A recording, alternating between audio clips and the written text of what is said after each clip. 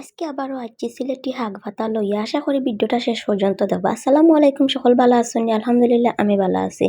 তো আজকে আমি রানবো বাতুয়া শাক। এগু কোন অঞ্চলে কিতা ডাকে আমি জানি না, বাট সবে কমেন্ট কইবা কার অঞ্চলে কিতা কইয়া ডাকে। তো শাকগুলার আমি সুন্দর করে বাছি লাইছি। বাইসা এখন আমি আমার মিনি পুকুরের মাঝে ক্লিন করি লাই গুন্তরে সুন্দর করে ক্লিন করতে বা এই শাক ইটা খাইতে না যে মজা লাগে এটা শীতের সিজন ছাড়া অন্য কোনো সিজনও পাওয়া যায় না। তো বেশি বেশি শাক খাওয়া আমরা স্বাস্থ্যের জন্য খুবই ভালো। আর আমার ইটা শাক খাইতে যে ভাল লাগে, ইটা শাকের লগে যখন পেঁয়াজি হয় নানি আরো বেশি ভাল লাগে দুপুরও খাবারও।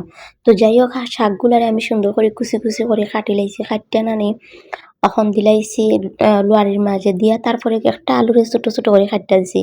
এন্ড দেন আমি পেঁয়াজ দিছি আর কাঁচামরিচ দিছি, লবণ দিছি। লবণ দিয়া শাকগুলারে সুন্দর করে ডাক্কা দিলাই সিদ্ধ হওয়ার লাগি। তো এখন আবার আমি 10 মিনিট পরে ঢাকনা খুলছি, করলে এখন লাড়াচাড়া করে দিলাম শাকগুলো সুন্দরভাবে। আর এটা শাক নানি খাইতে অলান এক মজা লাগে।